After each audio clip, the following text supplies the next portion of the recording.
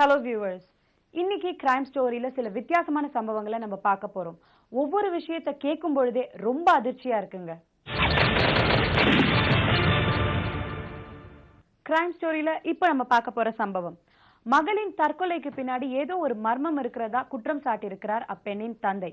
ஆனா வரதட்சணைக்காக சம்பந்திங்க குடும்பம் தான் மகளை கொலை செஞ்சுட்டு நாடகம் ஆடுறாங்கன்னு புகார் கொடுத்திருக்கிறார் அந்த பெண்ணோட அப்பா. 2 குழந்தைகளுக்கு தாயான ஒரு பெண் கணவனின் வீட்டில் தூக்கில் தொங்கியபடி பிணமாக கிடந்தார்.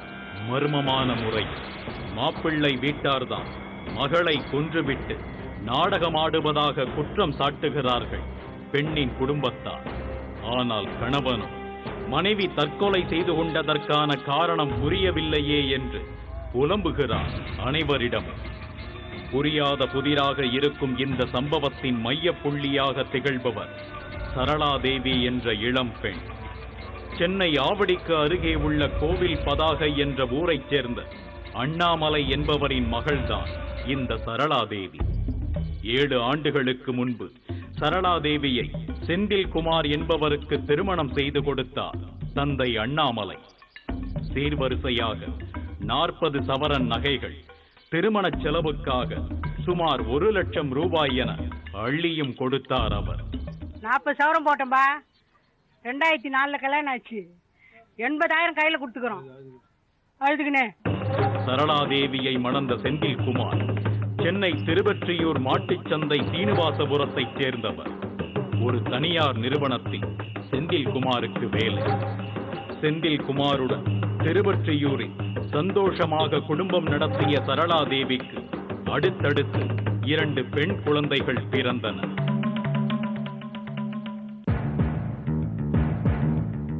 7 ஆண்டுகள் ஓடிவிட்ட நிலையில் கடந்த 15ஆம் தேதி அனைவரையும் அலற வைத்தார் சரளாதேவி.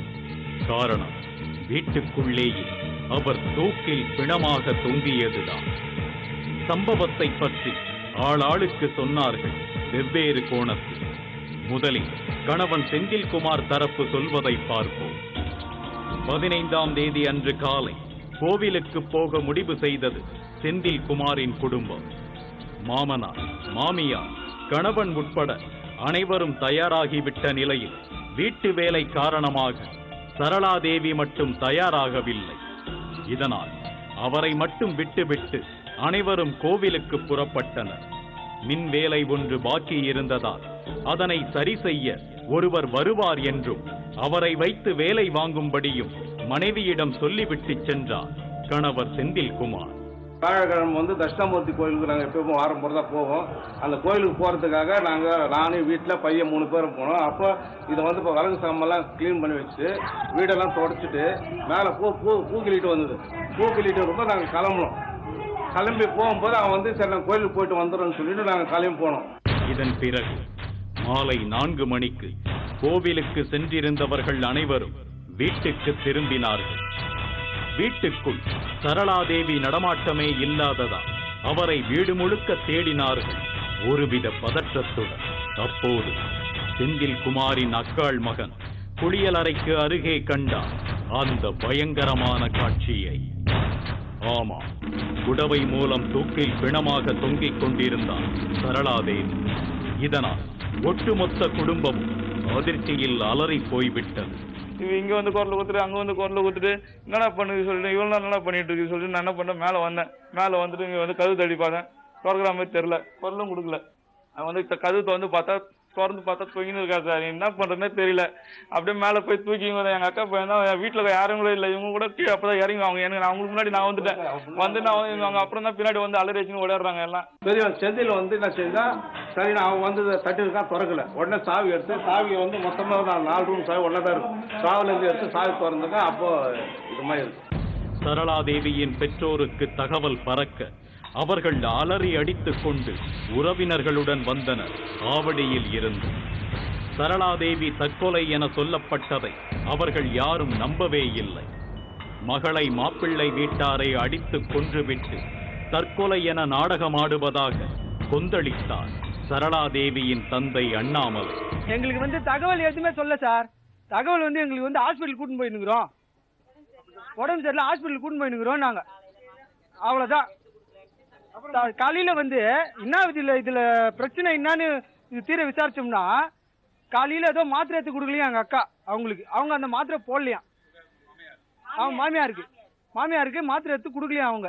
அதுக்கு வந்து வேற ஏதோ விஷயம், வேற ஏதோ பிரச்சனையை சொல்லியிருக்காங்க, அச்சு போட்டாங்க ஒண்ணு, பிளஸ் வந்து வேற ஏதோ கேட்டிருக்காங்க இவங்க, நீ வீட்டு விஷயத்தெல்லாம் வெளியே சொல்றியாமே, நான் வந்து விசாரிக்கிறேன் உன்ன அப்படின்னு சொல்லிட்டு இவங்க போயிட்டாங்க. ஏதோ விசாரிக்கிறேன்ற பயத்துல வந்து எங்க அக்கா ஏதோ தூக்க மாட்டேங்கிறாங்க, அச்சும் போட்டு போயிருக்காங்க. அந்த ஒயரெல்லாம் இருக்குது நிறைய வீட்டுல, தேவையில்லாத இடத்துல ஒயரு, கையில காயம், இவ்வளவு பெரிய காயம் கீச்சில் இருக்கு, இவ்வளவு தூரத்துக்கு போய் பார்க்கும்போது கையில ஒரு வெட்டு காயம் இருந்தது, கையில ஒரு வெட்டு காயம், இங்க ஒரு ரத்த காயம், ரெண்டுமே இருந்தது. ரெண்டுமே என்னன்னு போய் டாக்டர் விசாரிச்சா, இல்ல சார் போஸ்ட்மார்ட்டம் பண்ணதுக்கு அப்புறம் இருந்தாலும் சொல்ல முடியும். அவங்க சொல்ல பயப்படுறாங்க, என்ன சொல்லணுன்றது அவங்களுக்கு தெரியல, பயப்படுறாங்க. ஓகேங்களா, அந்த இடத்துல எங்களுக்கு என்ன பேசணும்னு தெரியல, அந்த கோவத்துல எங்களுக்கு ஆத்திரத்துல எங்களுக்கு எதுவும் சொல்ல தெரியல. 3 இடத்துல வெட்டுக்காயம் இருக்குது. அவங்க என்ன சொல்றாங்க, இறக்கும் போது வெட்டுக்காயம் இருக்குது, இறக்கும் போது எப்படி சார் வெட்டுக்காயம் வரும்? மேலும் செந்தில்குமார் குடும்பத்தினர் தமது மகளை நீண்ட காலமாக கொடுமைப்படுத்தி வந்ததாக பகிரங்கமாக குற்றம் சாட்டினார். இவங்க வீட்டுல வந்து நான் ஒரு நாள் நாங்க வந்தோம், 3ஆம் மாசம் கல்யாண நாளுக்கு வந்தா அவ்வளவு பேச்சு, உடைய தூக்கி தூக்கி கொண்ட போட்டு வேலை செய்யறத பார்த்தோம்னா எனக்கு மனசு ரொம்ப கஷ்டமா போச்சுங்க. நாங்க அந்த அளவுக்கு வளர்த்தோங்க எங்க பொண்ணு. எனக்கு பார்த்த உடனே அந்த கிச்சன்ல இருந்து வண்டி வாங்க அண்ணின்னு கூப்பிட்டு மனசு பேஜாராயிடுச்சு, என்னதான் நம்ம இப்படி எல்லாம் பார்த்தோமே, இப்படி இருக்கிறாங்களே. அவங்க மாமியார் உடனே அப்படி இப்படின்னு திட்டிட்டு இருந்தாங்க.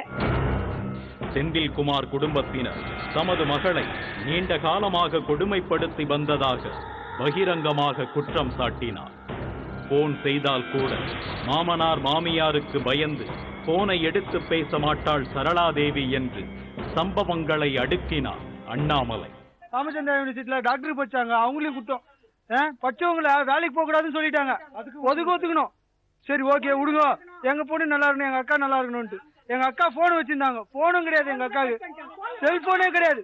ஒரு போன்ல பேசணும்னாங்க அவங்க கிட்ட ஃபர்ஸ்ட் அவங்க மாமியார் கிட்ட தான் பேசணுமா, அவங்க மாமியார் கிட்ட நலம் விசாரிக்கணுமா. எங்க அக்கா யாருக்கிட்ட குத்துக்கிறோம், மாமா கிட்ட கூட பேசுவோம், அவங்க மாமியார் கிட்ட தான் பேசணும். நாங்க அவங்க மாமியார் கிட்ட பேசிட்டு அப்புறம் தான் அவங்க மாமனார் கிட்ட பேசணும், அவரு நலம் விசாரிக்கணும். அதுக்கப்புறம் தான் மாமா கிட்ட, அதுக்கப்புறம் தான் எங்க அக்கா கிட்ட பேசணுமா. நாங்க அது பேசக்கூடாது, அவங்களும் பக்கத்திலே இருப்பாங்க போல, பக்கத்திலே உட்காந்து லவுட் ஸ்பீக்கர் போட்டு வச்சு பேசுவாங்களா என்னன்னு தெரியல.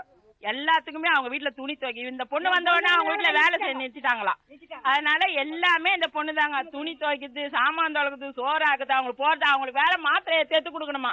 வெளியே ஒரு ஃபங்க்ஷனுக்கு வந்தா கூட பேசாதுங்க எங்க கிட்ட எல்லாம். அந்த பொண்ணு எங்க பொண்ணு எல்லாம் இருக்கவங்க அதுங்க கிட்ட கூட வந்து பேசாது, கூடவே இட்டுன்னு வருவாங்க, கூடவே இட்டுன்னு போயிடுவாங்க. இன்னும் எல்லாம் தெரிஞ்ச என்ன எது கேட்டாலும் சொல்ல மாட்டாங்க அந்த பொண்ணு.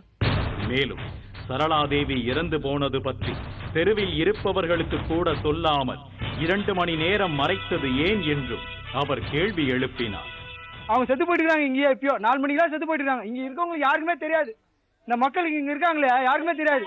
இன்னைக்கு தான் தெரியும் அவங்களுக்கும், இன்னைக்கு தான் தெரியும் அவங்களுக்கு இது மாதிரி நடந்திருக்கு போகுது, இந்த வீட்டுல இந்த மாதிரி நடந்திருக்கு போகுதுன்னு இப்போ இன்னைக்கு தான் தெரியும் உங்களுக்கு. நடந்து போய் 3 நாள் ஆச்சு. காலையில வீட்டுல ஏதோ பிரச்சனை நடந்து அடிச்சிருக்கிறாங்க, அடிச்சதோடு தான் கையில காயம், இங்க காயம் எல்லாம் ஏற்பட்டிருக்கு. அதுக்கப்புறம் அடிச்ச வேதனை தாங்க முடியாம வந்து கவனிச்சுக்கிறேன்ட்டு சொல்லிட்டு 3 பேரும் வெளியில வந்துட்டுக்கிறாங்க. வந்து என்ன பிரச்சனை நடக்கும்ன்ற பயந்துக்கின்னு தான் தூக்க மாட்டின்னு இருக்குதுன்னு நாங்க நினைக்கிறோமோ, இல்ல இவங்களே மாட்டிட்டு வெளியில போயிட்டாங்களோன்ற காரணம் தெரியல. இவங்க கேட்டா நாங்க வெளியில போயிட்டோம், நாங்க கோயிலுக்கு போயிட்டோன்றாங்க. இவங்க தூக்க மாட்டிட்டு தான் வீட்டை விட்டு வெளில வந்திருக்கிறாங்க நாங்க நினைக்கிறோம் சார். இதனை அடுத்து சாவுக்கு உரிய நீதி கிடைக்க வேண்டும் என்று அண்ணாமலையின் உறவினர்கள் சாலையில் அமர்ந்து மறியலிலும் இறங்கினார்கள்.